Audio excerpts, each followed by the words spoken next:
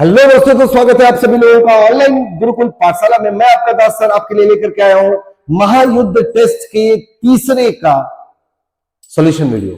सो फटाफट पेन और पेपर लेकर के रेडी हो जाओ बेटा, क्योंकि क्वेश्चंस इंपॉर्टेंट होने वाले हैं। पहला क्वेश्चन क्या कह रहा है, ध्यान से देखिएगा। कह रहे बेटा 3 मासेस हैं, देखो 1 मास, 2 मास और 3 मास, ठीक है। और कह रहे सबका मास सेम है 1 kg। सबका मास कितना बेटा 1 kg, 1 kg और 1 kg। आपसे कह रहा है कि इसका सेंटर ऑफ मास का फॉर्मूला बता दो। देखो फॉर्मूले के टर्म में दिया हुआ है। सेंटर ऑफ मास कैसे लिखते हैं बेटा, RCOM equal to M1 R1 plus M2 R2 plus M3 R3 divided over M1 plus M2 plus M3। तो RCOM कितना होगा बेटा, पहले वाले का मास 1 है, और देखो ओरिजिन से ही पहले वाले का मास का सेंटर ऑफ मास जा रहा है, तो 0 प्लस 1 इंटू R2 कितना होगा बेटा, R2 होगा आपके पास PQ। दूसरे वाले मास का सेंटर ऑफ मास ओरिजिन से कितनी दूरी पर है बेटा, PQ दूरी पर है। तीसरे वाले का 1 और सेंटर से दूरी कितनी है बेटा, PR डिवाइडेड ओवर कितना 3। तो आपको मिलेगा PQ plus PR by 3, PQ plus PR by 3। Next question कह रहे दो बॉडी है बेटा, जिसका रेडियस 2R है और इसका रेडियस R है।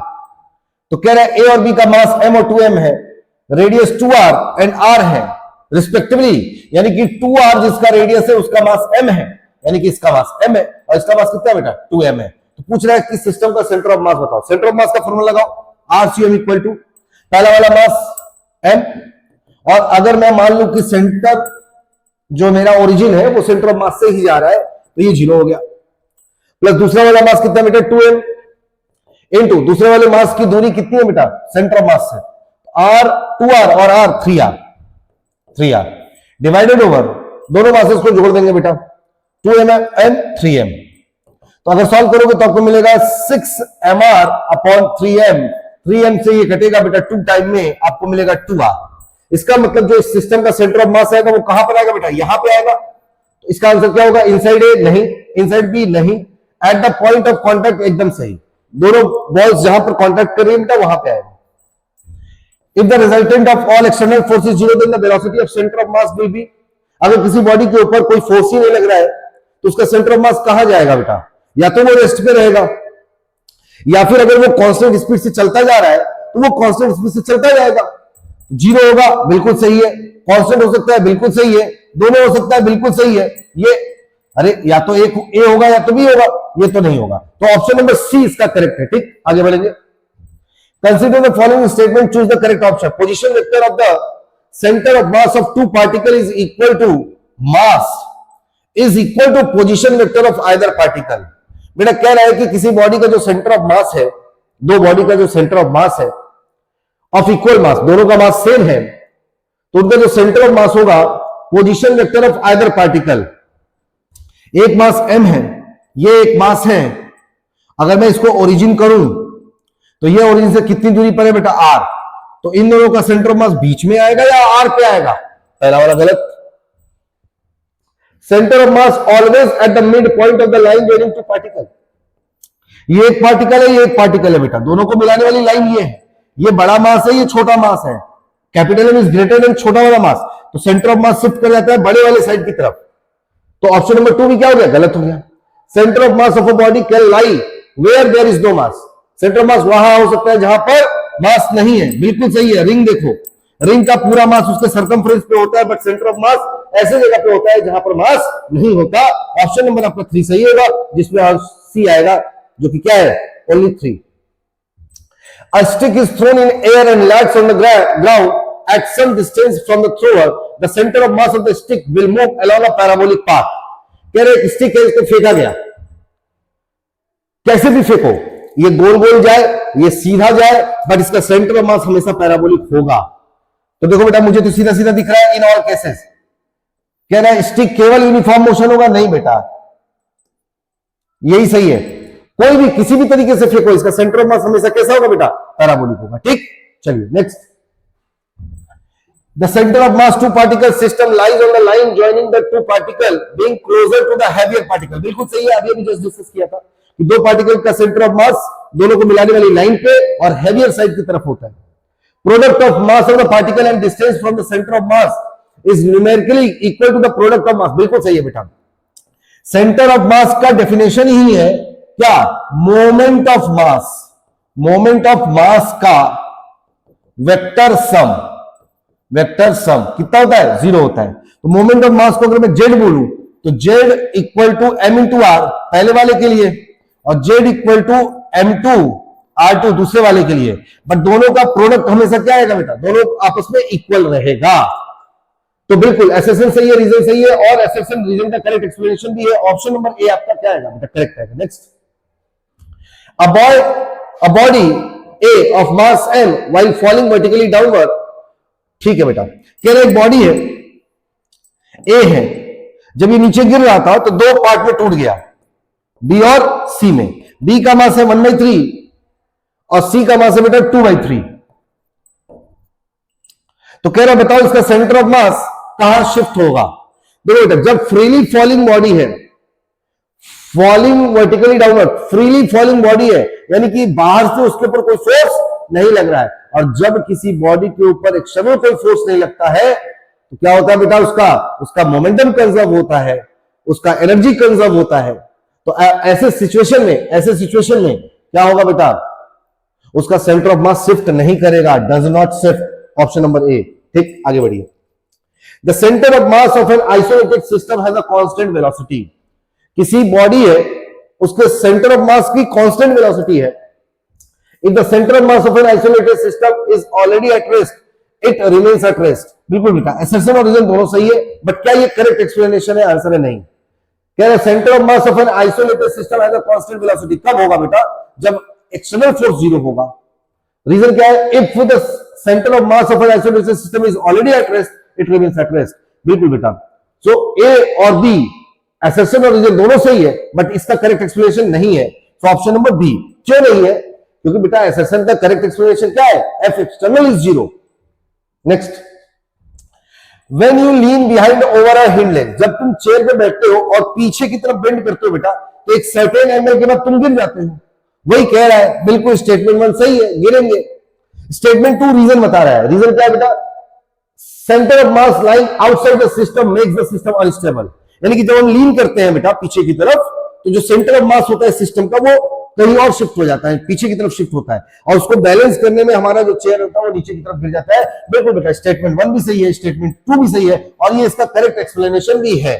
तो अगर तुम ऑप्शन नंबर डी को देखोगे, statement 1 is true, statement 2 is true, statement 2 is the correct explanation, option B सही होगा। हालांकि इसमें ऑप्शन डी लिखा है बेटा, तो ये करेक्शन में जाएगा, ये करेक्शन में जाएगा। Next, a system consists of 3 particles each of mass m and located at 1,1, 2,2, 3, coordinate of center of mass. Center of mass RCOM कितना होता है बेटा? 3 पार्टिकल, सबका मास m इंटू बेटा पहले वाले पार्टिकल क्या x वाली वैल्यू बताओ? ये RCOM नहीं, XCOM। x में कितनी आएगी? तो अगर मैं वैल्यू देखूं तो x की वैल्यू कितनी बेटा? 1, 2, 3, कितना आएगा बेटा? 1,336m अपॉन 3m, काटोगे आएगा वैल्यू 2। x में ये वैल्यू आएगी, तो y में कितनी आएगी? देखो वैल्यू सेम ही है यार, देखो ना वैल्यू सेम ही है, तो y में भी आएगा कितना? 2। तो ये 2,2 होगा करेक्ट आंसर। ठीक, आगे बढ़िए। A circular disc of radius r is removed from a bigger circular disc of radius 2r such that the circumference of the disc coincide. The center of mass of the new disc is alpha upon r. बेटा देखो ध्यान से, कह रहे disc है, और इस disc का जो रेडियस है बेटा, बड़े वाले का जो रेडियस है बेटा वो है 2r, और कह रहा है कि छोटे वाले का जो रेडियस है वो r है। बट क्या कर रहा है? बड़े वाले के एरिया में से छोटे वाले एरिया को क्या कर दे रहा है बेटा? कट ऑफ कर रहा है, कट ऑफ कर रहा है। तो बड़े वाले का एरिया बताओ, A1 4πr² रहेगा। अरे पाई आर की जगह पे 2r का स्क्वायर, मतलब कितना आया? 4πr²। और छोटे वाले का एरिया कितना है बेटा? A2 πr²। और मैंने आपको बताया था नेगेटिव मास सिस्टम में सेंटर ऑफ मास कैसे निकालते हैं। तो RCOM equal to A1 R1 minus A2 R2 upon A1 minus A2। Minus क्यों किए? क्योंकि नेगेटिव रिमूव किया जा रहा है ना, रखा जाता है तो प्लस कर देते। तो A1 कितना है बेटा? A1 है 4πr²। ठीक है सर। आर कितना है 0, बेटा मान लेते हैं ओरिजिन पे ही है 0, माइनस A2 कितना है सर पाई आर स्क्वायर है सर, और R2 कितना है बेटा ये वाला जो ब्लॉक जिसको तुमने काट के निकाला है ओरिजिन से कितनी दूरी पर है बेटा R दूरी पर है, इंटू R अपॉन बड़े वाले के एरिया में से छोटे वाले के एरिया को माइनस करो तो 4 pi r square minus pi r square, pi r square, तो आपको मिलेगा minus pi r cube upon 3 pi r square. बेटा ये काटोगे आपको मिलेगा r/3, मतलब r टाइम ऑफ 1/3, मतलब 1/3 ऑप्शन नंबर बी आपका करेक्ट होगा। नेक्स्ट आगे बढ़ेंगे, कह रहे हैं एक यूनिफॉर्म थिन रॉड है, बना लो फटाक से एक यूनिफॉर्म थिन रॉड बना लो बेटा, ये रहा एक uniform thin rod A B है बेटा, ए और बी है और इसका लेंथ कितना है एल है। कह रहे बेटा इसका लीनियर मास डेंसिटी जो न्यू है वो है a plus B x upon l, where x is measured in a, ठीक है।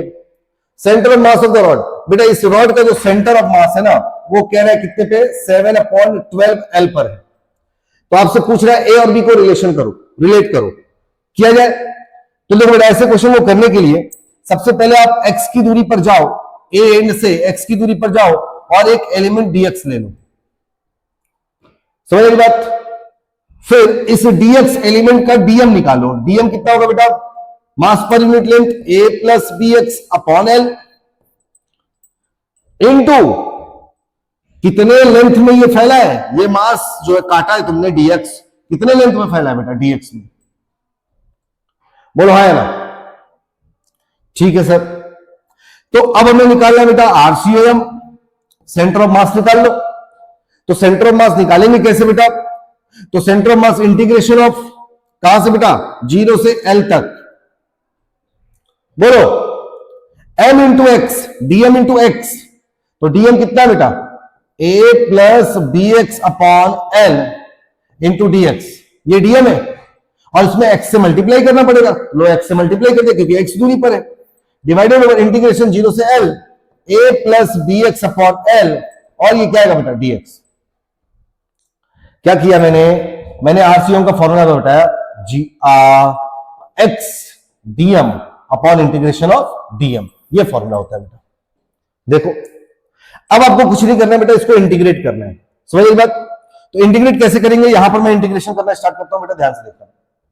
पहले x का मल्टीप्लाई a में करोगे तो आपको मिलेगा a, बाहर निकालो 2 बाहर निकालो एक्स स्क्वायर, लिमिट मिलेगा 0 से L, ठीक। बी एक्स स्क्वायर हो जाएगा प्लस b/2 बेटा तुम बाहर निकाल लो, आपको मिलेगा एक्स क्यूब, और यहां पर जो आएगा 3 बेटा उसको भी बाहर निकाल लो इंटू 3, और लिमिट रखेंगे 0 से L, डिवाइडेड ओवर बेटा वापस से इसको इंटीग्रेट करना पड़ेगा, तो a का आएगा केवल a x 0 से L प्लस b का कितना आएगा बेटा b अपॉन, बेटा ये L है, ठीक, ये L है, तो b अपॉन L, और यहां पर होगा बेटा एक्स स्क्वायर बाई 2 0 से L, समझ गए बात। चलिए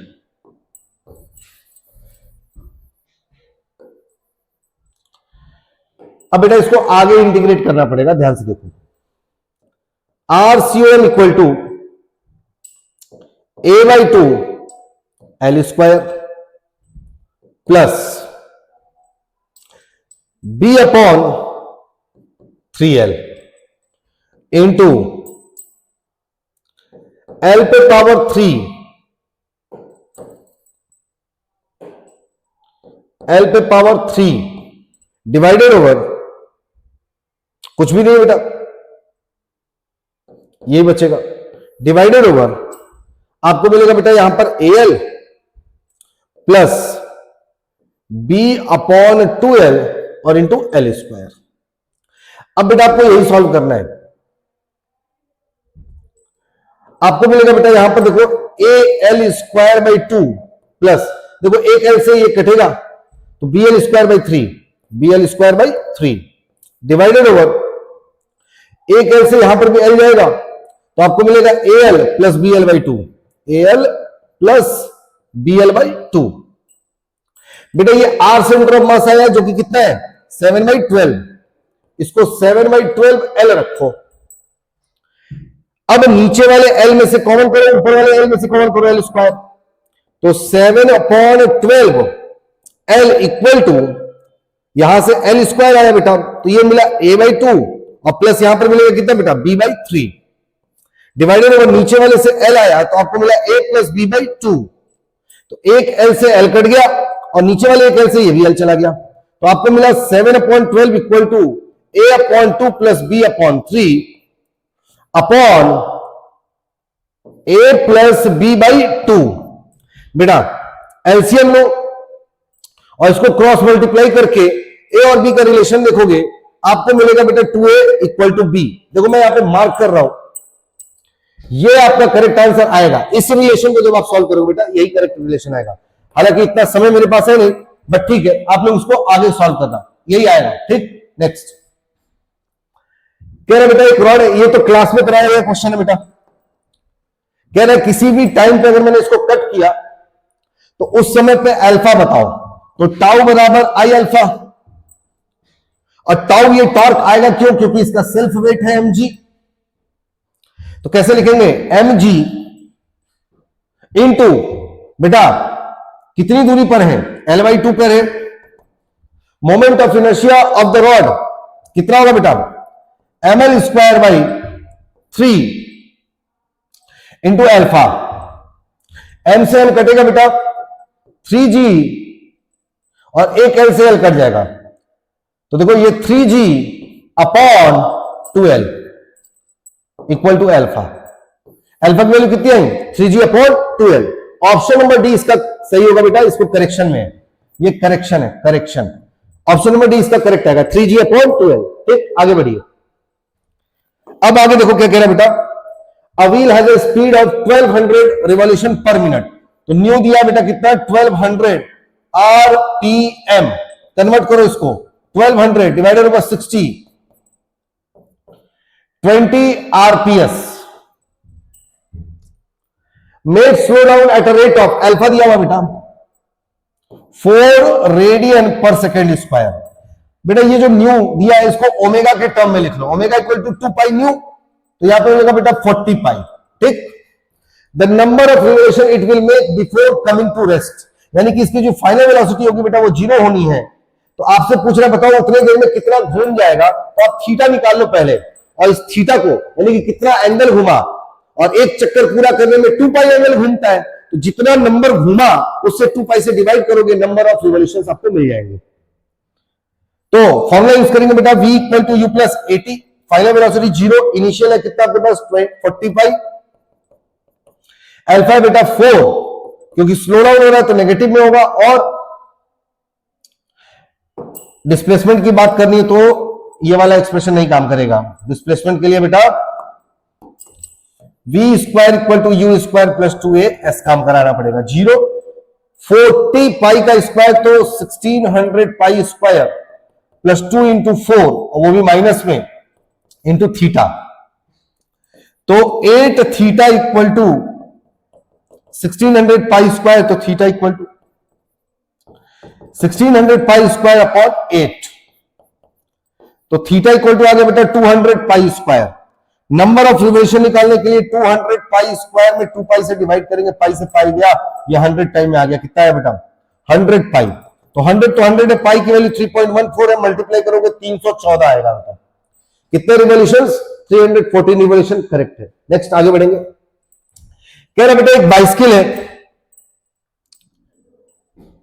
और उसके 2 व्हील्स है, rear wheels is twice the radius of front wheel. ये बेटा रियर व्हील है और रियर व्हील का जो रेडियस है RR जो है बेटा वो 2 टाइम ऑफ फ्रंट व्हील्स है, तो फ्रंट व्हील ये है, रियर व्हील ये है।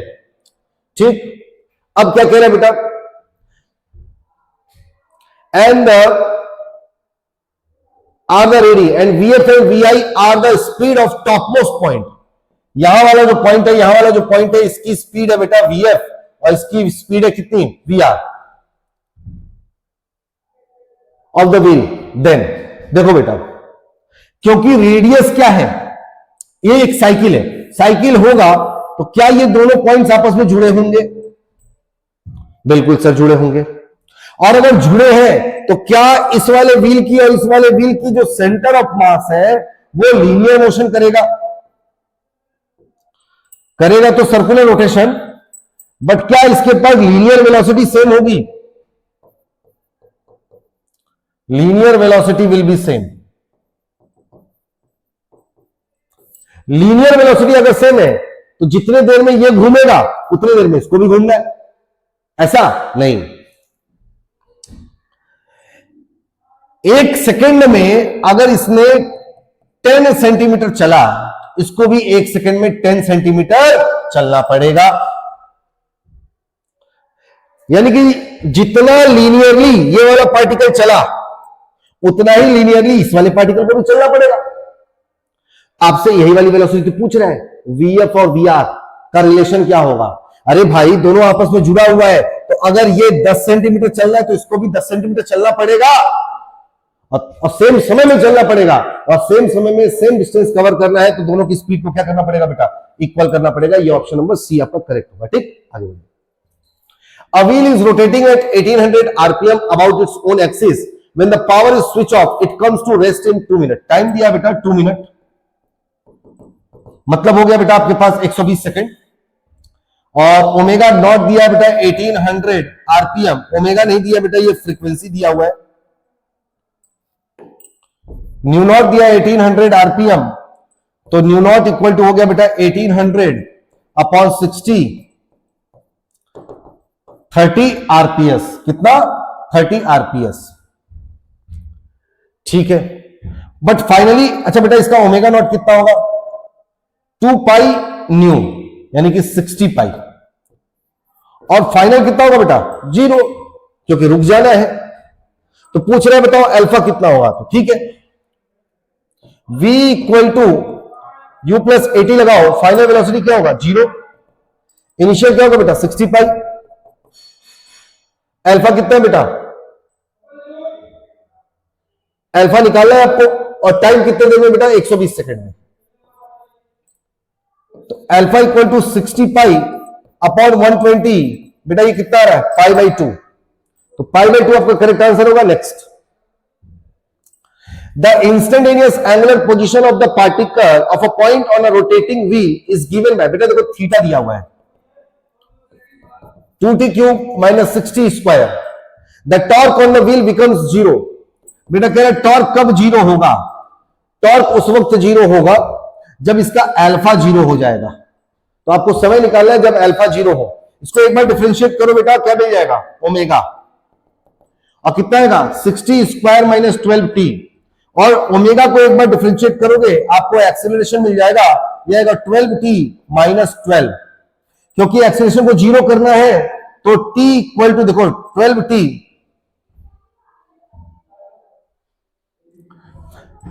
तो t इक्वल टू कितना है बेटा? 12 अपॉन 12। ये कितना है? 1 सेकेंड। आंसर होगा कितना बेटा? 1 सेकेंड। इसका आंसर नहीं दिख रहा? हाँ 1 सेकेंड। ठीक, तो 1 सेकेंड ये करेक्ट है। आगे बढ़ेंगे। कह रहा बेटा force alpha i cap 3j cap plus 6k cap is acting इतना, the value of alpha for which the angular momentum about origin is conserve.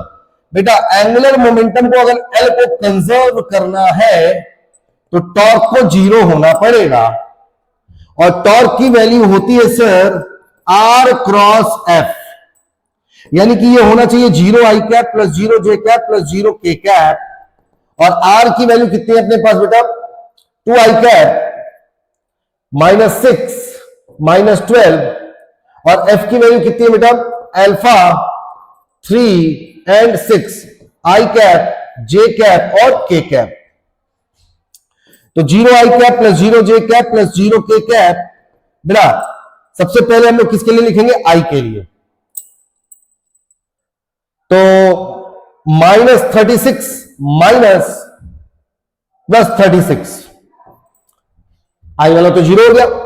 फिर जे के लिए लिखेंगे 12 माइनस माइनस प्लस 12 अल्फा, वापस के लिए लिखेंगे 2 3 जा 6 माइनस में प्लस 6 अल्फा। तो अगर हम कंपेयर करें बेटा तो 12 प्लस 12 अल्फा को 0 के बराबर होना पड़ेगा। 12 प्लस 12 अल्फा को 0 के बराबर होगा, अल्फा -1 आएगा। और यहां पर देखो बेटा, अच्छा माइनस माइनस प्लस हो जाएगा ना जी के वाले के लिए, 2 3 जा 6, 2 3 जा 6, हाँ माइनस में प्लस होगा। तो 6 प्लस 6 अल्फा को भी 0 के बराबर होगा, अल्फा वापस से -1 आएगा। तो आपका करेक्ट आंसर आएगा बेटा क्या, option number D -1। Next, a particle जिसका मास इतना moving in a circle of radius 1 metre with frequency इतना, देन इट्स एंगुलर मोमेंटम। बेटा पार्टिकल है, पार्टिकल का एंगुलर मोमेंटम क्या होता है, mRv। बोलो हाँ या ना। लेकिन क्योंकि यहां पर पार्टिकल किसके फॉर्म में दिया बेटा, v, फ्रीक्वेंसी वेलोसिटी वगैरह का किसी का जिक्र नहीं कर रहा है, तो अपने को क्या करना पड़ेगा, ये वाला एक्सप्रेशन ना लगा करके बॉडी वाला एक्सप्रेशन लगाना पड़ेगा, एंगुलर मोमेंटम बराबर I ओमेगा। किसी भी पार्टिकल का मोमेंट ऑफ इनर्शिया I क्या होता है, mr स्क्वायर। m है 0.2, r स्क्वायर मतलब रेडियस कितना बेटा, 1 का स्क्वायर, ओमेगा होता है बेटा 2 pi by f, 2 pi by f, 2 pi f sorry 2 pi f। और f की वैल्यू कितनी है मेरे बच्चे, 2 बाई पाई, पाई से पाई करेंगे 2 2 जा 4, l इक्वल टू बेटा 0.8, ऑप्शन नंबर ए, 19 का ऑप्शन नंबर ए। चलिए, कह रहे which of the following has the highest moment of inertia. ठीक है, किसका, रिंग का मोमेंट ऑफ इनर्शिया क्या होता है बेटा, mr स्क्वायर। डिस्क का मोमेंट ऑफ इनर्शिया क्या होता है, mr square by 2। Solid sphere 2/5 mr square. Spherical shell बेटा सभी का जो ये ए वाले को छोड़ दो, अगर इसको mr स्क्वायर को छोड़ दो, तो डिस्क हो, सॉलिड स्फीयर हो, हॉलो स्फीयर हो, सभी के आगे mr स्क्वायर के आगे नंबर्स आते हैं। तो जिसका मल्टीपल ज्यादा होगा वो ज्यादा होगा। तो mr स्क्वायर के बगल में कितना आ रहा है, 1 आ रहा है, तो रिंग का जो मोमेंट ऑफ इनर्शिया होगा जिसकी बात वो कर रहा है वो ज्यादा होगा। तो A will be your correct answer. ठीक, 3 particle each of mass m gram are situated at the vertices of an equilateral triangle, इतना इतना इतना। The moment of inertia of the system ax, moment of inertia निकालना है बेटा, आप बताइए। तो मोमेंट ऑफ इनर्शिया I बराबर mr स्क्वायर होता है बेटा। तो पहले वाला अपने ओरिजिन से गया तो मोमेंट ऑफ इनर्शिया 0, दूसरे वाला इस वाले एक्सिस से कितनी दूरी पे, ml स्क्वायर, तीसरा वाला मास इस एक्सिस से कितनी दूरी पर है, l/2, तो ml स्क्वायर बाई 4। तो I की वैल्यू मिल जाएगी बेटा आपको कितनी, 5 ml square by 4, 5 ml square by 4, option number D आपका करेक्ट होगा। हालांकि मुझे ऐसा लग रहा है कि इसमें करेक्शन होगा, तो मैं इसको करेक्शन करवा दूंगा। ठीक, आगे बढ़ेंगे। Around the disk moment of inertia I2 about its axis perpendicular to its plane and passing through the center placed over another disk of another moment of inertia I1 rotating with an angular velocity omega about the same axis. The final angular velocity of the combination of the disk, देखो बेटा ये एक disc है जिसका axis of rotation ये है, और कह रहे बेटा इसका जो मोमेंट ऑफ इनर्शिया इस वाले डिस्क का वो कितना है, I1 है, और ये एंगुलर वेलोसिटी किससे घूम रहा है बेटा, ये वाला घूम रहा है ओमेगा से। ठीक, अब कह रहे हैं कि इसके ऊपर एक और डिस्क चिपका दिया गया है, यहां पर एक और डिस्क रख दिया गया है जिसका मोमेंट ऑफ इनर्शिया कितना दिया हुआ है बेटा, I2 दिया हुआ है। तो इसका एंगुलर वेलोसिटी ओमेगा फाइनल पूछ रहा है, ये वाला पूछ रहा है। क्या मेरी बात समझिए, ये वाला पूछ रहा है, क्या पूछ रहा है, ओके फाइनल पूछ रहा है बेटा। जब इसको इसके ऊपर रख दिया गया है तो इस सिस्टम का ओमेगा एफ कितना होगा। तो देखो बेटा ऐसे क्वेश्चन को करने के लिए आपको एंगुलर मोमेंटम कंजर्व करना पड़ेगा, क्योंकि बाहर से कोई फोर्स लग नहीं रहा है। क्योंकि देखो बेटा place over the another disc moment of inertia I1, इसके ऊपर रखा गया है ना, तो एंगुलर मोमेंटम L इनिशियल बराबर L फाइनल कर दो, तो I1 omega 1 equal to I2 omega 2।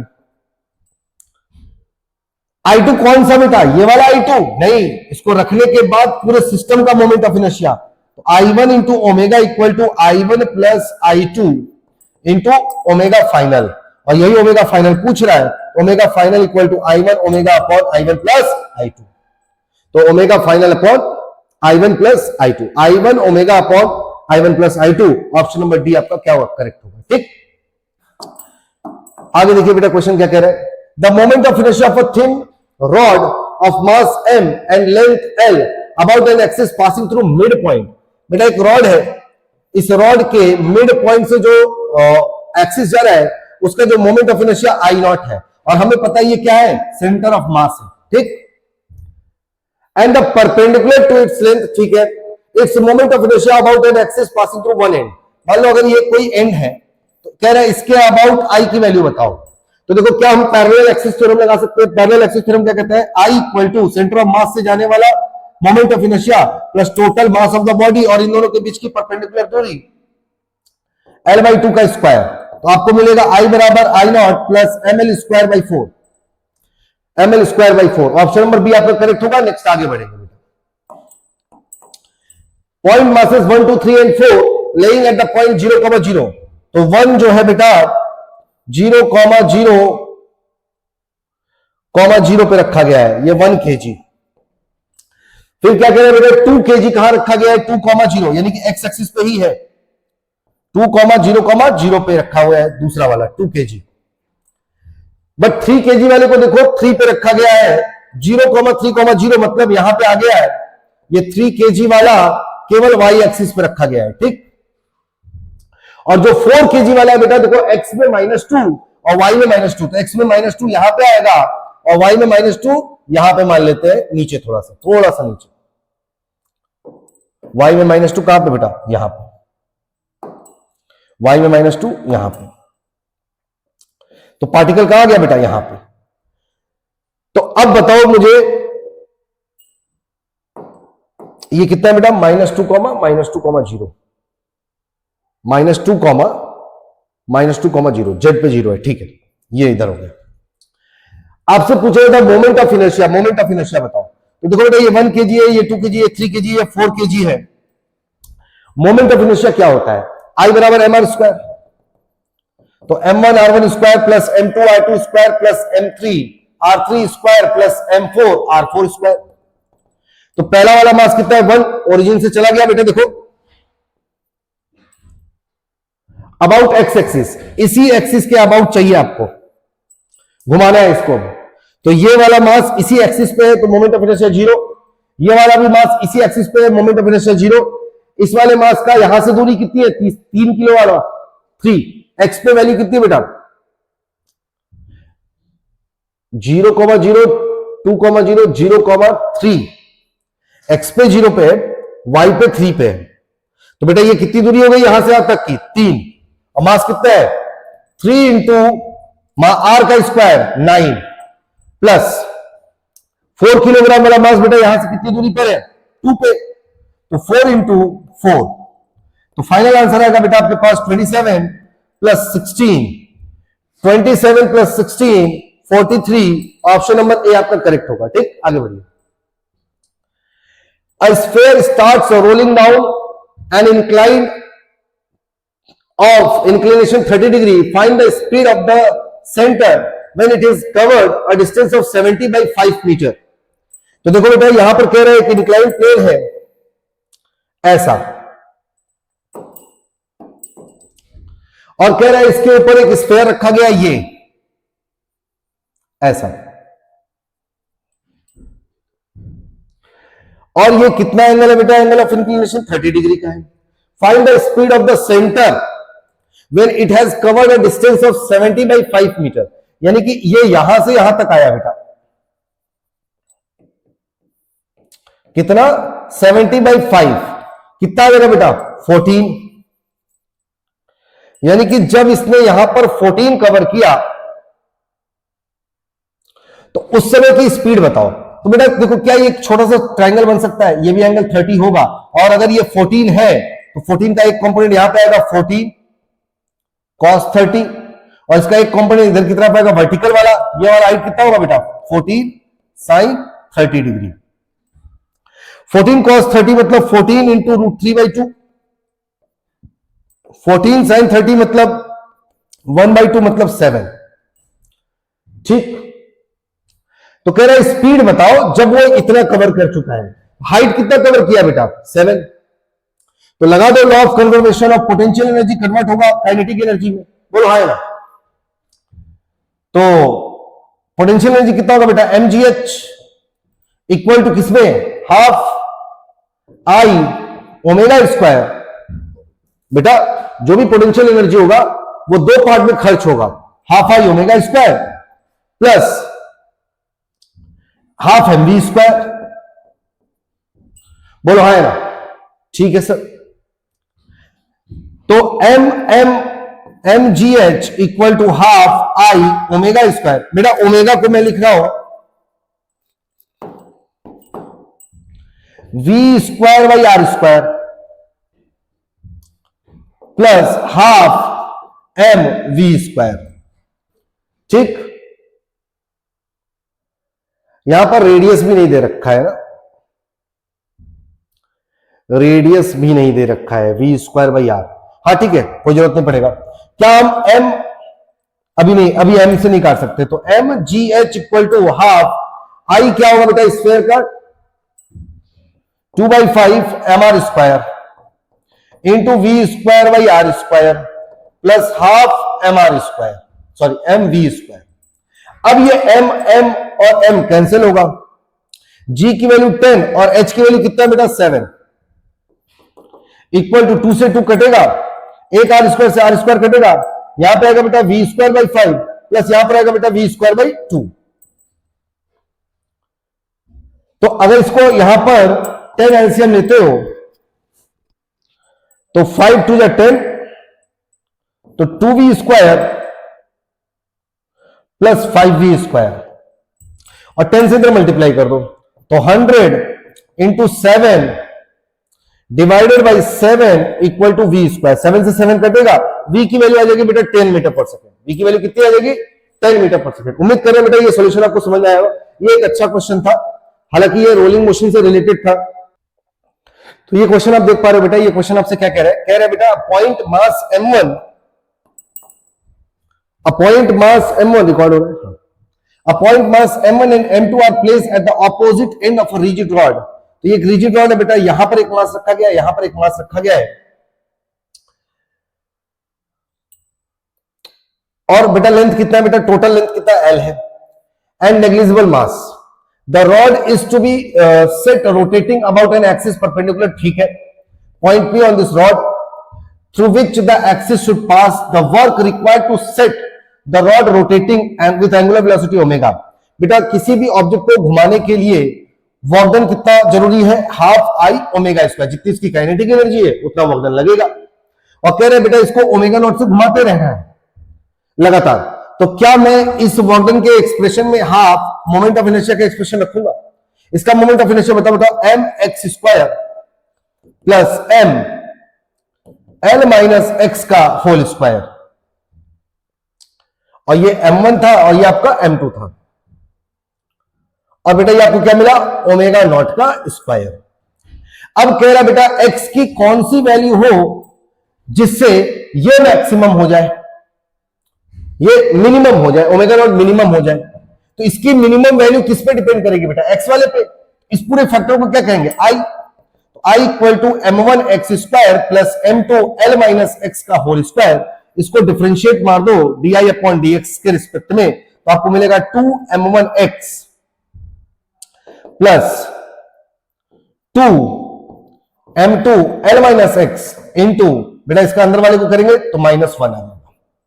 ठीक, और इस पूरे वैल्यू मिनिमम वैल्यू फाइंड करने के डेरिवेटिव को जीरो करना पड़ेगा, तो आपको मिलेगा 2m1x plus 2m2 l minus X -1 equal to 0। इस पूरे सिस्टम को उधर लेके जाओ, तो 2m1x equal to 2m2l minus 2m2x, इसको इधर लेकर जाओ बेटा, तो x कॉमन हो जाएगा, तो आपको मिलेगा 2m1 plus 2m2 equal to 2m2l। 2 गया बेटा, x की वैल्यू कितनी आ गई?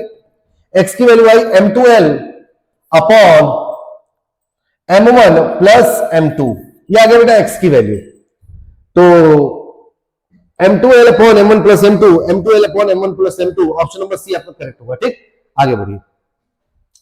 क्या कह रहा है बेटा? कह रहा है a ring of mass m and radius r is rotating about an axis with N angular velocity omega. ठीक है, एक रिंग है, two identical body each of mass m, एक मास यहां m और एक मास यहां, gently attach eight the to end of the diameter, diameter के दो एंड पे रख दिया गया है। Because of this the kinetic energy loss will be, बेटा इनिशियल काइनेटिक एनर्जी कितना होगा? Half moment of inertia. जब डिस्क, सॉरी क्या है ये, रिंग है, तो रिंग का मोमेंट ऑफ इनर्शिया क्या होता है बेटा? mr square. तो हाफ आई ओमेगा स्क्वायर, किससे घूम रहा था? ओमेगा से। ओके ठीक है सर। फाइनल काइनेटिक एनर्जी कितना हो जाएगा? हाफ I1 प्लस I2, अब की बार दो मास और आ चुके हैं बेटा, और वेलोसिटी चेंज हो जाएगी, ओमेगा फाइनल हो जाएगा। तो काइनेटिक एनर्जी फाइनल कितना होगा? Half I1 plus I2, I1 है बेटा mr स्क्वायर, कैपिटल M दिया हुआ था, कैपिटल M है ये, mr square plus small m r square, small m r square, तो 2 स्मॉल m r स्क्वायर, और ओमेगा फाइनल का स्क्वायर। अब सवाल है कि सर ये ओमेगा फाइनल कितना होगा? तो उसके लिए हम लोग क्या लगा देंगे बेटा? एंगुलर मोमेंटम कंजर्व कर दो, Li बराबर LF। तो Li बराबर आई ओमेगा, आई कितना बेटा? mr स्क्वायर ओमेगा बराबर इसका कितना बेटा? mr square plus 2mr square into omega final. अगर ओमेगा फाइनल की बात करूं तो ओमेगा फाइनल कितना है बेटा? m, बेटा देखो आर स्क्वायर खा जाते हैं, m upon capital M plus 2m, यह आएगा बेटा क्या आपका? Omega final.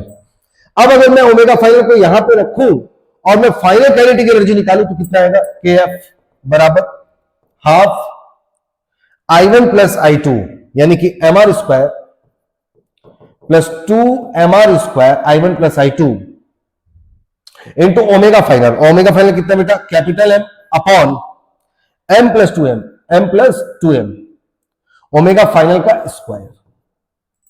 तो फाइनल काइनेटिक एनर्जी कितनी आ गई बेटा आपके पास? हाफ। अगर मैं यहां से आर स्क्वायर कॉमन करूं तो आपको मिल जाएगा capital M plus 2m upon capital M plus 2m into m square upon capital M plus 2m। देखो सेटल कर दिया इसको बेटा, ये और ये कैंसिल होगा, तो आपको मिला half R square M square upon, तो फाइनल काइनेटिक एनर्जी कितना मिला बेटा आपको? फाइनल काइनेटिक एनर्जी मिला हाफ, सॉरी हाँ, half R square M square, half R square, हाँ एक काम करते हैं बेटा उधर ही कर लेते हैं, हाँ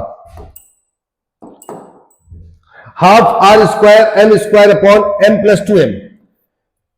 तो वैल्यू लिख लो बेटा K final equal to M R square upon 2 capital M plus 2 small m।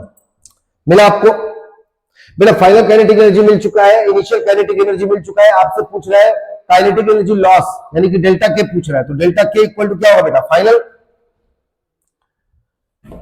mr square upon 2 capital M plus 2 small m minus initial, और इनिशियल कितना बेटा? M R square omega upon 2 M R square omega square upon 2। ठीक, okay. अब बेटा इसको आपको solve करना पड़ेगा। डेल्टा के इक्वल टू, क्या मैं एम आर स्क्वायर कॉमन कर लूं? बिल्कुल sir, M R square common हो गया। क्या मैं अपॉन 2 भी कॉमन कर लूं? बिल्कुल सर कर लीजिए। तो आपको अंदर मिलेगा 1 upon capital M plus 2m minus, बेटा यहां पे ओमेगा स्क्वायर है और नीचे वाला 2 बाहर हो चुका है। बस आपको बेटा इसको और भी थोड़ा सॉल्व करना पड़ेगा। Delta K equal to M R square upon 2 1 minus m capital M minus 2m omega square upon capital M plus 2m। ये बेटा आपको मिला चेंज इन काइनेटिक एनर्जी, कितना काइनेटिक एनर्जी घटा, चेंज हुआ। अब इस वैल्यू में से इस वैल्यू को, यानी कि कितना काइनेटिक एनर्जी चेंज हुआ, इसको बेटा इनिशियल वाले में से माइनस कर दो। काइनेटिक एनर्जी इनिशियल में माइनस दिस वैल्यू डेल्टा के। थोड़ा लंबा क्वेश्चन था बेटा, मैंने पहले इनिशियल काइनेटिक एनर्जी निकाला, उसकी वैल्यू ये आई, फिर मैंने फाइनल काइनेटिक एनर्जी निकाला, उसके बाद मैंने दोनों का चेंज निकाला कि कितना चेंज आया। समझ रही बात? फिर पूछ रहा है आपसे, बताओ loss in kinetic energy, kinetic energy में कितना लॉस हुआ। तो बेटा फिर इनिशियल में से जितना कम हुआ उसको माइनस करेंगे, वही उसका क्या मिल जाएगा, लॉस मिल जाएगा। वापस से आपको एक बार माइनस करना पड़ेगा। बिल्कुल बेटा इस क्वेश्चन को किया गया है, ऑप्शन नंबर सी आपका करेक्ट आएगा। आप इसको एक बार क्रॉस चेक भी कर सकते हो। ठीक, चलिए अब नेक्स्ट क्वेश्चन की तरफ आगे बढ़ते हैं। बेटा नेक्स्ट क्वेश्चन आपसे क्या कहना चाह रहे हैं, ध्यान से देखिएगा। If M produces an elongation of delta L in a wire of radius R and length L, then the Young's modulus of the material of the wire is। बेटा Young's modulus का formula gamma equal to stress, longitudinal stress upon longitudinal strain L upon delta L। तो इसको लिख सकते हैं बेटा mg, इसको लिख सकते हैं pi r square L upon delta L। तो ये सीधा सीधा फॉर्मूला था बेटा, ऑप्शन नंबर सी देखो करेक्ट है। आगे बढ़िए, कह रहा graph is given a stress strain curve. ये किसका है बेटा, इलास्टोमर्स का है। आप लोगों को ग्राफ याद करना पड़ेगा कि कौन सा ग्राफ किसका है बेटा। A beam metal supported at the two wedges is loaded at the centre, depression at the centre is proportional to, देखो बेटा depression delta equal to W L cube upon 48 gamma I. तो delta gamma के inversely proportional होता है, जहां पर gamma क्या होता है बेटा, यंग्स मॉडुलस ऑफ इलास्टिसिटी होती है। तो 1 अपॉन गामा आपका करेक्ट आंसर होगा। The ratio of radii of two wires of the same material is 3:1। Same material मतलब gamma 1 equal to gamma 2 equal to gamma, और उनके जो रेडियस का यानी कि R1 रेशियो R2 है बेटा वो 3:1 है, और लेंथ का ratio L1 ratio L2 equal to 5:1 दिया हुआ है। Normal stress force that will produce the same extension, यानी कि delta L1 equal to delta L2 होगा दोनों वायर के लिए। तो पहले वाले वायर के लिए डेल्टा L1 क्या लिखोगे बेटा, F1 upon area 1 L upon gamma, L1 upon gamma 1, और डेल्टा L2 क्या लिखोगे बेटा, F2 upon A2 L2 upon gamma 2। क्योंकि गामा दोनों का सेम है, चेंज ये लेंथ भी क्या है, सेम है, दोनों को इक्वेट कर दो। F1 upon A1 L1 upon gamma 1 equal to F2 upon A2 L2 upon gamma 2। Gamma से गामा कटेगा बेटा क्योंकि गामा भी सेम है। तो अब इस इक्वेशन को कुछ इस तरीके से लिख सकते हैं। क्या पूछ रहा है बेटा, force that will produce the same extension. Ratio of force पूछ रहा है, यानी कि F1 अपॉन F2 आपसे पूछ रहा है। तो आप एक काम करो, आप लिख सकते हो L2 upon L1 into A1 upon A2।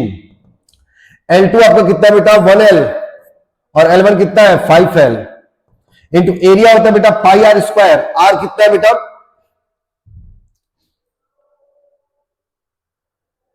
ये L दूसरे वाले का था है ना, एरिया 1 पहले वाले का, रेडियस कितना बेटा 3, तो 3 का स्क्वायर 9 अपॉन दूसरे R2 स्क्वायर पाई 1। अब बेटा ये L से L जाएगा, तो आप देखो F1 अपॉन F2 की वैल्यू क्या 9:5 आ रहा है, और ये मैंने क्लासरूम में आपको सही करवाया था 9:5। ऑप्शन नंबर डी आपका करेक्ट होगा। ठीक, आगे बढ़िए। An iron bar of length L and cross sectional area A centimeter square pulled by a force F dyne from ends so as to produce elongation delta L. Which of the following is correct? Elongation is inversely proportional to length. Delta L inversely proportional है length के। Elongation is directly proportional to cross sectional area. Delta L directly proportional है cross sectional area के।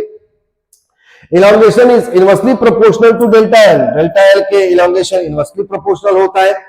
Elongation is directly proportional to Young's modulus. Delta L is directly proportional to Young's modulus gamma.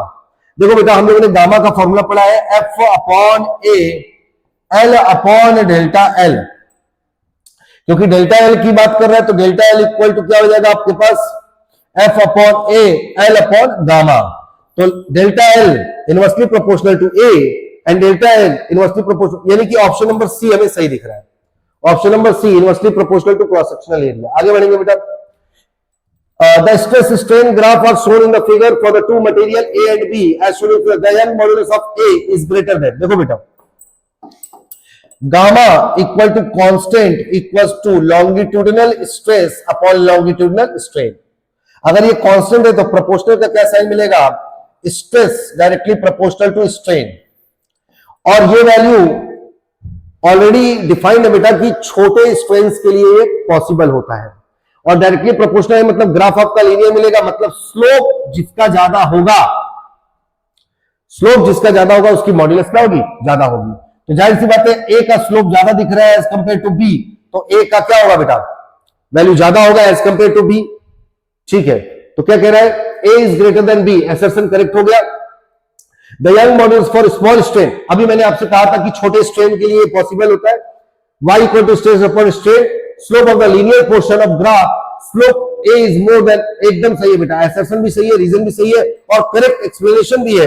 Option number A आपका correct होगा, हालांकि यहां पर D दिखाई दे रहा है तो ये भी करेक्शन में जाएगा आपका, ये भी करेक्शन में जाएगा। ठीक, आगे बढ़ते हैं बेटा। क्वेश्चन नंबर 36 क्या कह रहा है आपसे, कह रहा है a rubber cord catapult has a cross sectional area, A दिया हुआ बेटा कितना 25 mm स्क्वायर, मतलब 25 into 10 to the power -6 metre square, and initial length L कितना दिया बेटा 10 सेंटीमीटर, मतलब 10 इंटू 10 टू द पावर -2, उसको खींचा गया 5 सेंटीमीटर, मतलब डेल्टा एल कितना हो गया बेटा 5 सेंटीमीटर, मतलब 5 into 10 to the power -2, and then release to projectile missile, एक मास को जिसका मास है 5 ग्राम, तो 5 इंटू 10 टू पावर -3 को ऐसा लॉन्च कर दिया गया।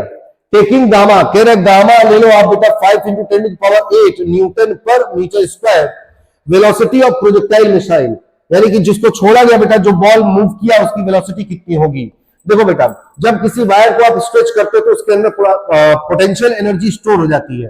पोटेंशियल एनर्जी का फॉर्मूला होता है half stress into strain into volume, half into stress into strain into volume, और यही पोटेंशियल एनर्जी उसको क्या देगा बेटा, हाफ mv² देगा। बोलो हाँ है ना, ठीक है। अब अगर मैं पोटेंशियल एनर्जी की वैल्यू रखूं तो हाफ स्ट्रेस का मतलब, क्योंकि यहां पर गामा दिया हुआ है बेटा, तो देखो आप gamma equal to stress upon strain लिख सकते हो, तो स्ट्रेस की वैल्यू क्या आएगा, गामा इंटू स्ट्रेन, तो gamma into strain into volume equal to half mv²। बेटा हाफ गामा स्ट्रेन का स्क्वायर मतलब डेल्टा एल अपॉन एल का स्क्वायर, डेल्टा एल है बेटा 5 into 10 to the power -2 upon L है बेटा 10 टू द पावर -1 का होल स्क्वायर। वॉल्यूम के लिए लिखेंगे बेटा एरिया इंटू लेंथ, तो एरिया है 25 इंटू 10 टू द पावर -6 और लेंथ कितना है बेटा 10 पे पावर -1 इक्वल टू हाफ, मास दिया बेटा 5 into 10 to the power -3 v²। मैं चाहूंगा ये लंबा चौड़ा एक्सप्रेशन आप खुद से सॉल्व करो बेटा, और यहां से v की वैल्यू निकाल लो, एकदम करेक्ट आंसर आएगा। ठीक, चलिए आगे क्या कह रहे हैं बेटा, आगे कह रहे हैं a steel wire of original length 1 meter and cross sectional area 4 mm square is clamped at the two ends so that it's horizontally and without tension. If load 2.16 kg is suspended from the middle point of the wire, what would be the vertical depression? Vertical depression की value पूछ रहा है बेटा आपसे। तो देखो ये question अपने आप में एक बहुत अच्छा क्वेश्चन है बेटा, मैं चाहूंगा कि इस क्वेश्चन को हम लोग थोड़ा डिटेल में सेटल करें।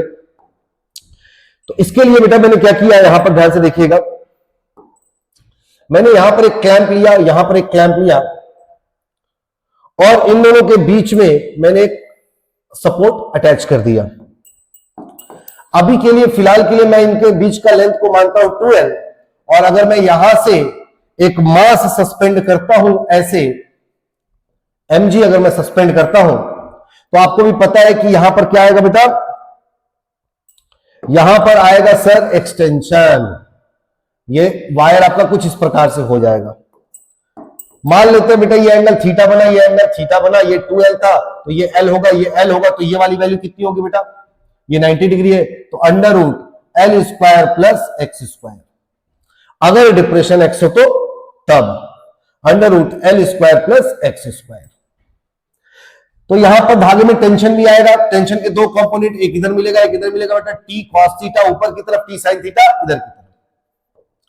तो हमें टी कॉस थीटा वाले से मतलब है, क्योंकि ये टी है बेटा, तो यहां पर भी आएगा टी कॉस थीटा, क्योंकि टी साइन थीटा एक दूसरे को काट देगा। टी कॉस थीटा कितना मिल चुका है, 2t कॉस थीटा, जो कि बैलेंस करेगा किसको, mg को। तो अगर मैं टेंशन की वैल्यू बताऊं तो आप कहोगे sir mg upon 2 cos theta, तो टेंशन टी इक्वल टू क्या मिलेगा बेटा, mg upon 2 into cos theta की वैल्यू कितना होता है बेटा, कॉस थीटा होगा कितना है पर बेस अपॉन हाइपोटेनियस, तो बेस हो गया बेटा आपका कितना x, और हाइपोटेनियस हो गया under root L square plus X square. अगर आप ध्यान से देखोगे बेटा x डिप्रेशन है, डिप्रेशन की वैल्यू बहुत छोटी होगी, इसका स्क्वायर और भी छोटा होगा, तो L ऊपर उचक के चला जाएगा, तो टेंशन टी की वैल्यू मिलेगी आपको mgl upon 2x, mgl upon 2x। ये बेटा टेंशन आया है, ये क्या आया है, टेंशन आया है। अब मुझे एक बात बताओ, अगर मैं तुमसे पूछूं कि इसका डेल्टा L कितना होगा, चेंज इन लेंथ कितना होगा, डेल्टा L की वैल्यू कितनी होगी, तो कैसे निकालेंगे बेटा, डेल्टा L की वैल्यू कैसे निकालोगे आप, तो डेल्टा L निकालने के लिए क्या हमें फाइनल लेंथ में से, यानी कि 2 time of under root L square plus X square में से क्या पहला वाला लेंथ माइनस करना पड़ेगा 2L, बोलो हाँ ना, इसको माइनस कर दो बेटा TL, delta L equal to, एक काम करो बेटा,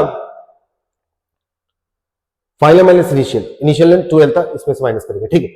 तो अगर मैं इसको L को बाहर निकालूं तो क्या मिलेगा बेटा, 2L अंडर रूट 1 प्लस X square upon L square minus 2L। तो डेल्टा L की वैल्यू कितना मिला बेटा, 2L कॉमन हो गया, 1 प्लस X square upon L square पे पावर 1/2 और माइनस 1। बेटा इस पूरे की वैल्यू, क्योंकि 2L आपने कॉमन किया है तो 2L कॉमन हो चुका है, ओके।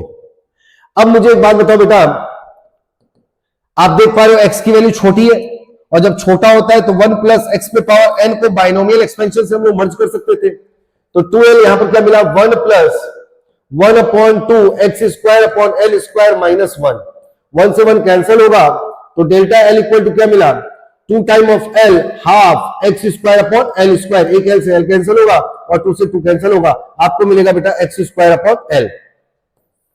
ये आपको क्या मिला बेटा, डेल्टा L, डेल्टा L की वैल्यू मिली। अब बताओ मुझे, अगर मैं यहां पर,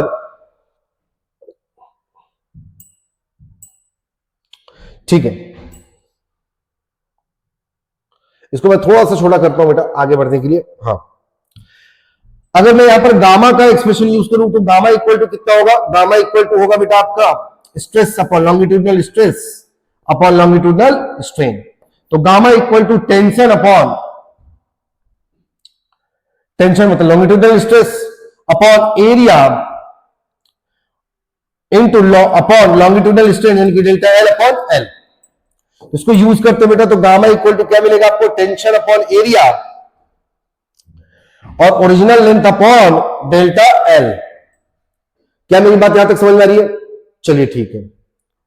तो गामा इक्वल टू क्या मिला बेटा, टेंशन की वैल्यू हमने कितना निकाला था, टेंशन हमने निकाला था sir mgl upon 2x, mgl upon 2x, और अपॉन एरिया मतलब एरिया इधर आ गया, इनटू ओरिजिनल लेंथ आपका L था और डेल्टा L हमने कितना निकाला सर, हमने निकाला एक्स स्क्वायर अपॉन L। तो अगर आप देखोगे बेटा तो गामा की वैल्यू कितनी आ गई, L क्यूब हो गया, mgl cube upon 2ax cube, बोलो हाँ है ना। क्या यही आपका डिप्रेशन था बेटा, तो अगर हम x की वैल्यू निकाले तो x इक्वल टू क्या मिला आपको, mgl cube divided over 2a into gamma, क्या मिला आपको, और क्योंकि x पे पावर 3 था तो x की वैल्यू कितनी मिली बेटा आपको, mgLq अपॉन 2a गामा पे पावर 1/3। बेटा देखो ये डिप्रेशन का एक्सप्रेशन आया है। अब मैंने आपको इतना डिटेल में ये क्यों बताया, क्योंकि बेटा इस वाले क्वेश्चन में एक्स की वैल्यू पूछा है, डिप्रेशन पूछा है, लेकिन ये भी पूछ सकता था केवल डेल्टा एल कितना होगा, डेल्टा एल कितना आएगा। अगर ये पूछेगा तो आप पूरे इस मेथड से जाओगे। अब आपके पास सारी वैल्यूज पता है बेटा, मास कितना है, जी की वैल्यू कितना है, लेंथ कितना है, टू कितना है, ए कितना है, गामा कितना है, सब कुछ दिया हुआ है क्वेश्चन में। आपको केवल इस वैल्यूज को इसमें रखना है और आपके पास आपका आंसर आएगा। बेटा बिल्कुल ये मैंने सॉल्व कर रखा है, ए की वैल्यू 1.5 सेंटीमीटर आएगा और ये इस वाले फॉर्मूले पे आपको रख करके सॉल्व करना है। उम्मीद करता हूं कि आप लोग इसको सॉल्व करोगे। मैं आगे बढ़ता हूं बेटा। कह रहे two wires are made of the same material and have the same volume. तो कह रहा है सेम मटेरियल मतलब gamma 1 equal to gamma 2 equal to gamma, और कह रहा वॉल्यूम सेम है, यानी कि A1 L1 equal to A2 L2 होगा। However the first wire has the cross sectional area A, पहले वाले का एरिया A है, and the second wire has the cross sectional area 5A, तो इसके पास 5A एरिया है, ठीक है। If the length of the first wire is increased by delta L on applying a force F, how much force is need to stretch the second wire by the same amount? देखो बेटा, मान लेते हैं इसका length L1 है और इसका length क्या है, L2 है।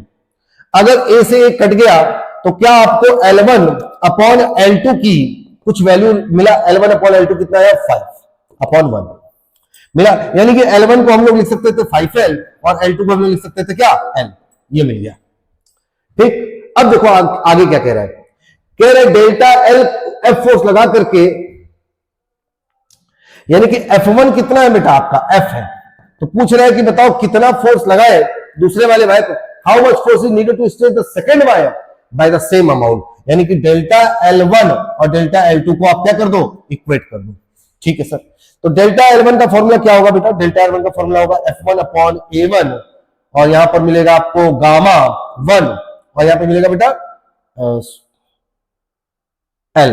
L1, और डेल्टा L2 कितना हो जाएगा बेटा आपका F2 upon A2, L2 upon gamma 2। कह रहा है डिप्रेशन मतलब दोनों का जो चेंज इन लेंथ होना सेम होना है, तो F1 upon A1 L1 upon gamma 1 equal to F2 upon A2 L2 gamma 2, ठीक। अब देखो बेटा आपसे F2 की वैल्यू पूछ रहा है और हमें पता है कि एरिया का जो रेशियो है A1 और A2 की वैल्यू दिया हुआ है कितना बेटा, A और 5 है, तो यहां पर रखेंगे F और यहां पर रखेंगे A।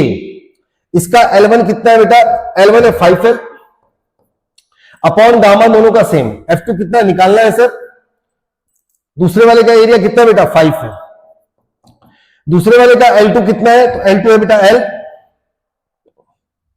अपॉन गामा, दोनों का सेम, गामा से गामा, A से A, L से L चला गया, तो अगर F2 चाहिए तो आप देख लो बेटा कितना आ रहा है, 5 5 25 F, तो ऑप्शन नंबर सी आपका करेक्ट होगा, ठीक। आगे बढ़िए फटाक से।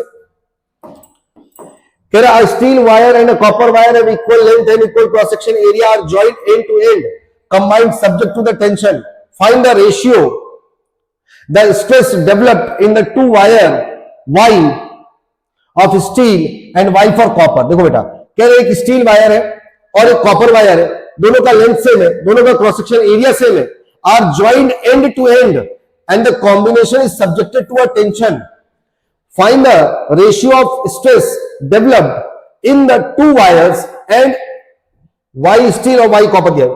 ये बेटा स्टील का वायर है और ये कॉपर का वायर है, कह रहे इसको भी टेंशन T दिया गया है और इसको भी टेंशन T दिया गया है, ठीक।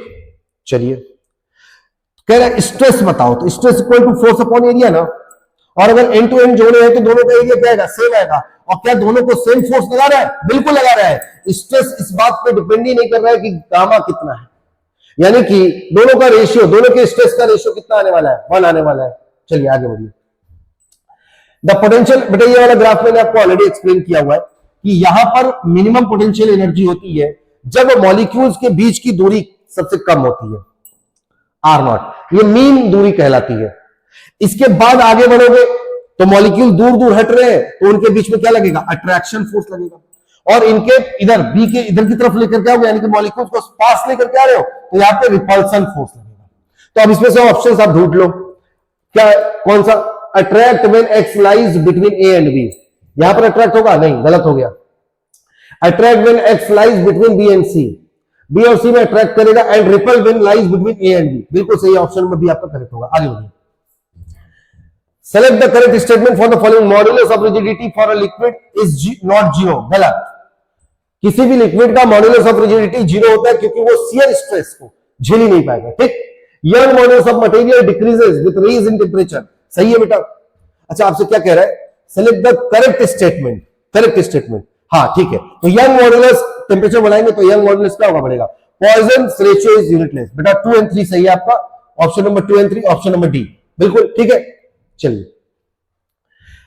To rod A and B of the same materials and the length have their radii R1 and R2 respectively when they are rigidly fixed at one end and twisted by the same couple applied by the other end, the ratio, ठीक है बेटा, angle twisted at the end of a, अच्छा बेटा देखो कह रहा है ये एक रॉड है बेटा, same material length radius R1 and R2 when they are rigidly fixed at one end, यहां पर इसको फिक्स किया गया वायर ए और ये एक दूसरा है वायर बी, इसको भी यहां फिक्स कर दिया गया है।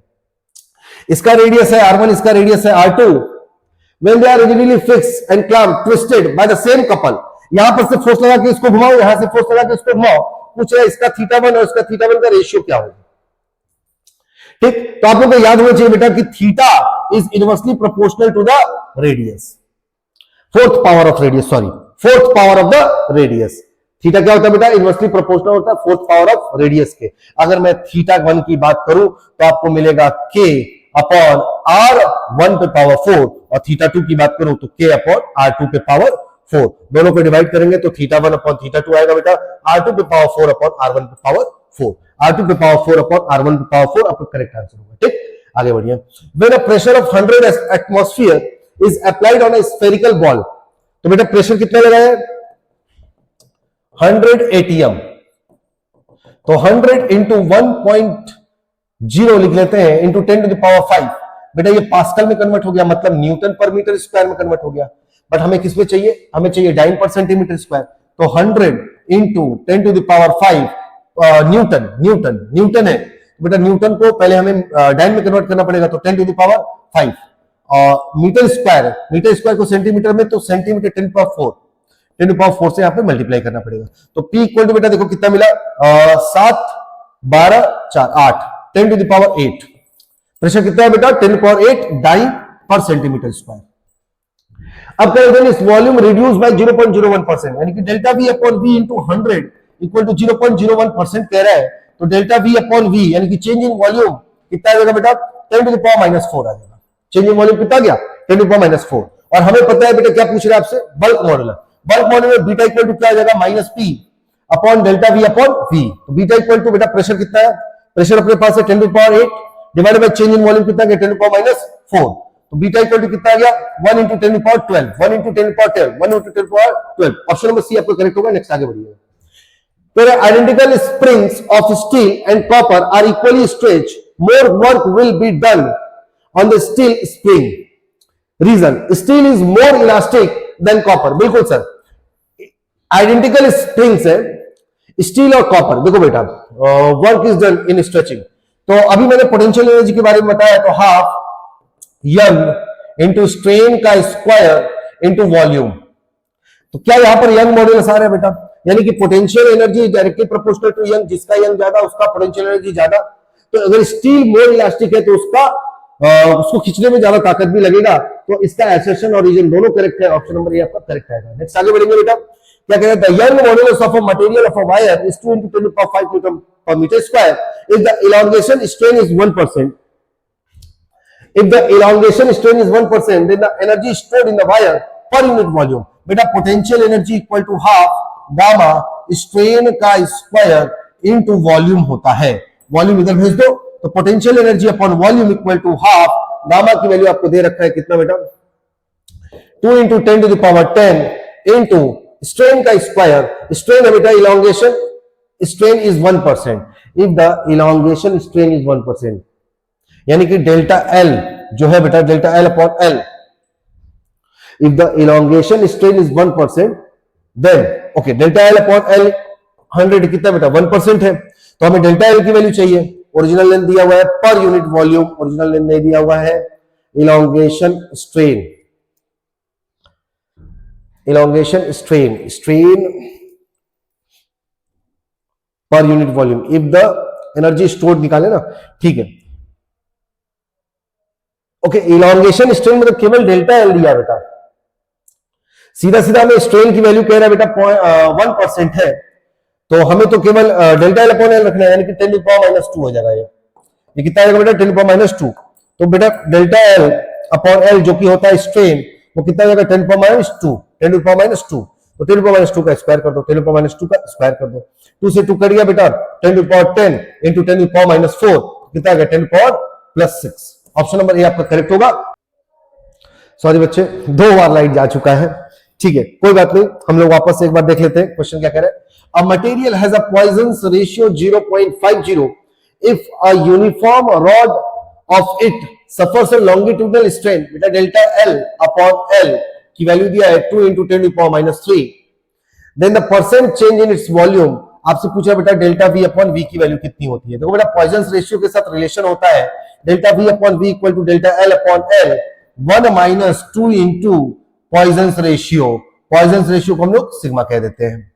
तो डेल्टा है बेटा 2 into 10 to the power -3, 1 - 2 into 0.50, अगर आप इसको सॉल्व करोगे तो कितना आएगा बेटा चेंज इन वॉल्यूम 0 आ जाएगा, चेंज इन वॉल्यूम कितना आएगा 0 आएगा। ऑप्शन नंबर डी आपका करेक्ट होगा। नेक्स्ट आगे बढ़ते हैं, क्या कह रहा है बेटा 2 बॉडीज ऑफ मास 2 kg, ये 2 kg का है और यहाँ पे ये 3 kg का है। Metal wire of cross section 0.04 metre mm square है। ब्रेकिंग स्ट्रेस मेटल का दिया हुआ है बेटा, ब्रेकिंग स्ट्रेस तो लिखते हैं breaking stress equal to 2.5 G pascal, तो मतलब हो गया 2.5 into 10 to the power 9 pascal, ठीक। द मैक्सिमम फोर्स, बेटा यहां पर कुछ और भी चीजें दे रखी है क्या, क्रॉस सेक्शनल एरिया ए दिया हुआ है, ए कितना दिया है 0.04 into 10 to the power -6 metre square. The maximum force that can be applied to 3 kg block so that the wire does not break, मतलब वायर नहीं टूटे इसके लिए मुझे इसका ब्रेकिंग स्ट्रेस निकालना पड़ेगा, यानी कि टेंशन इन द वायर निकालना पड़ेगा। टी मैक्स की कितनी वैल्यू हो सकती है, यानी कि ये वायर कितना मैक्सिमम लोड झेल सकता है, तो वो निकालने के लिए मुझे पता होना चाहिए कि इसके ऊपर ब्रेकिंग स्ट्रेस दिया हुआ है, ठीक है। तो ब्रेकिंग स्ट्रेस दिया हुआ है तो क्या मैं इसमें एरिया से मल्टीप्लाई कर दूं तो टेंशन निकल जाएगा, क्योंकि pressure equal to force upon area, force चाहिए तो प्रेशर इंटू एरिया करना पड़ेगा। तो टी मैक्स इक्वल टू कितना है 2.5 into 10 to the power 9 into 0.04 into 10 to the power -6, तो बेटा आप इसको मल्टीप्लाई करो 100 आएगा बेटा 100 न्यूटन। टेंशन की वैल्यू कितनी है 100 न्यूटन, यानी कि ये मैक्सिमम टेंशन इस वाले थ्रेड में हो सकता है, मतलब इस ब्लॉक को मैक्सिमम किससे खींच सकते हैं 100 न्यूटन से। तो एक्सीलरेशन कितना आएगा 100 अपॉन 2, यानी कि एक्सीलरेशन आया बेटा कितना 50 मीटर पर सेकंड स्क्वायर, यानी कि इस वाले ब्लॉक की मैक्सिमम एक्सीलरेशन कितनी हो सकती है 50 मीटर पर सेकंड स्क्वायर हो सकती है। अब सोचो अगर ध्यान से, इस पूरे सिस्टम को 50 का एक्सीलरेशन देना है 50 मीटर पर सेकंड स्क्वायर, तो एफ की वैल्यू कितनी होनी चाहिए, तो एफ इक्वल टू आपको मिलेगा m इंटू ए। तो मास है कितना बेटा 325 और ए कितना हो गया बेटा आपके पास 50, यानी कि हो गया बेटा 250 न्यूटन। कितना हो गया 250 न्यूटन। ऑप्शन नंबर डी आपका करेक्ट होगा। मेरे प्यारे बच्चों, उम्मीद करते हैं कि आपको ये सारे सॉल्यूशन समझ में आए होंगे। यहां पर एक क्वेश्चन था जो कि बहुत अच्छा था बेटा, मैं आपको दिखा देता हूं। जिस क्वेश्चन को मैंने एक्स्ट्रा टाइम लेकर के किया है, थोड़ा एडिशनल टाइम लगा है, बट ठीक है, जरूरी था वो क्वेश्चन बताना बेटा, वो क्वेश्चन आपको बताना जरूरी था। कहां गया, देखो मिल भी नहीं रहा। क्या ये वो क्वेश्चन था? नहीं, ये वो क्वेश्चन नहीं था।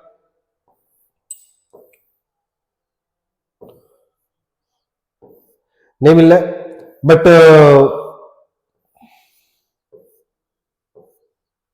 नहीं मिल रहा बेटा। ओह ठीक है, लाइट चला गया था इस वजह से नहीं मिल रहा है। सुनो मेरे प्यारे बच्चों, कि वो जो क्वेश्चन था जिसमें आपसे डिप्रेशन वाली वैल्यू पूछ रहा था, वो क्वेश्चन आप ईमानदारी से कर लेना। अपना ध्यान रखना, मिलते हैं नए सॉल्यूशंस के साथ। अपनी तैयारी जोरों शोरों पे रखो। ये फरवरी का महीना है, बहुत ज्यादा आपको प्रेशर फील होगा, बट कोई नहीं, लड़ते रहो, फाइट करते रहो। आपके साथ हम खड़े हैं, हमारी पूरी टीम खड़ी है, हम सभी लोग आपके साथ मिलकर मेहनत करेंगे। अपना ध्यान रखना। जय हिंद।